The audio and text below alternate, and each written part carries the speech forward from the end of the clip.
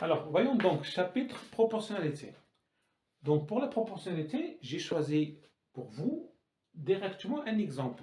Et à partir de cet exemple-là, on va trouver facilement les définitions de la proportionnalité et quelques conditions. Voilà. Donc, là, on a donc deux tableaux, d'accord, qui ne sont pas identiques, heureusement.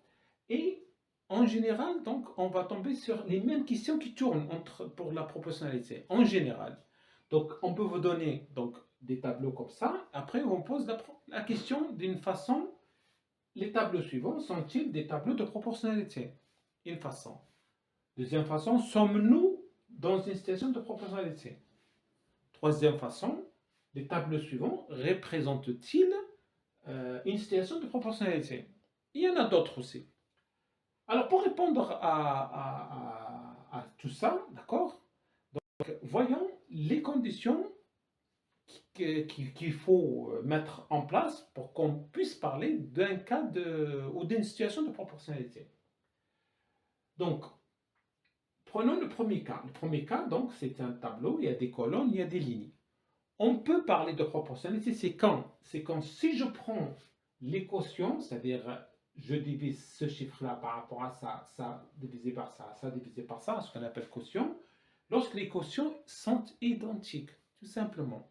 Et on peut le traduire aussi de l'autre manière, on dit que si on est dans une situation de proportionnalité, si les valeurs ou les nombres de la deuxième ligne, ils s'obtiennent par la multiplication de ceux de première ligne par la même valeur.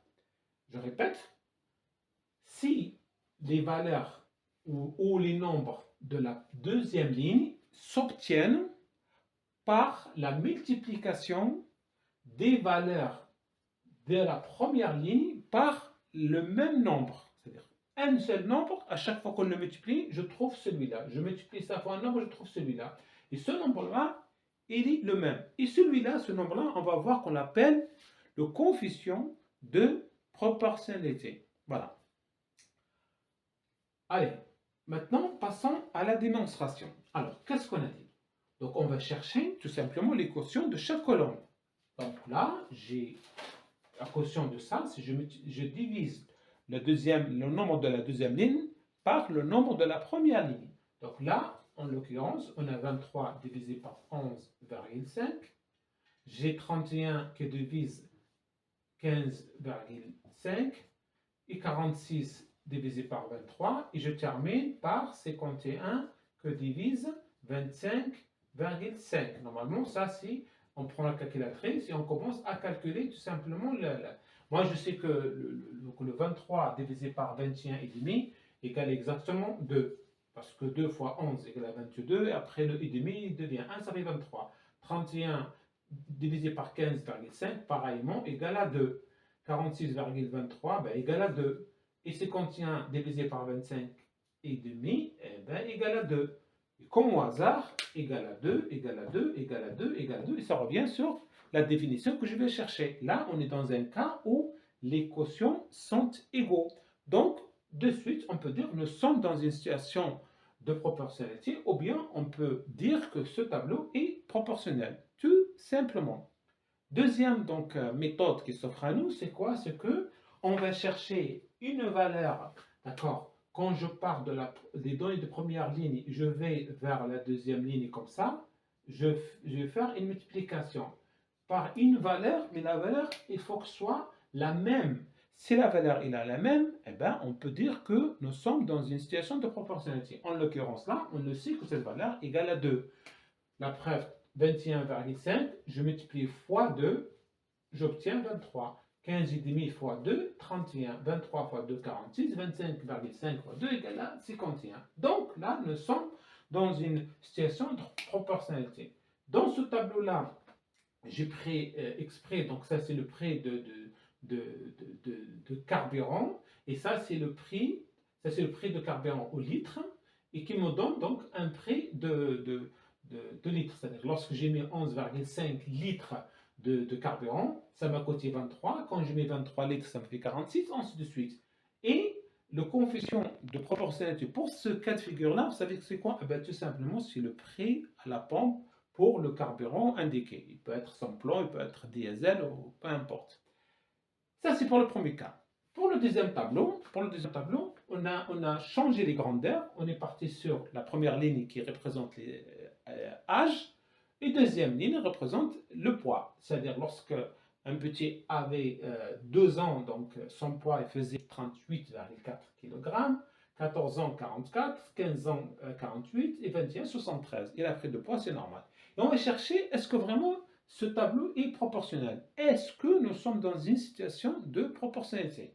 On fait la même chose. Donc on va chercher les quotients. Donc on va diviser 38,4 que divisé par 12, 44,8 divisé par 14, 48 divisé par 15, et on se termine avec 73,5, le tout divisé par 21. Sortons les calculatrices et on va chercher le résultat de chaque arbre. Donc là, 38,4 divisé par 12, je sais que 36 divisé par 12 égale à 3, et le reste, ça fait 3,2.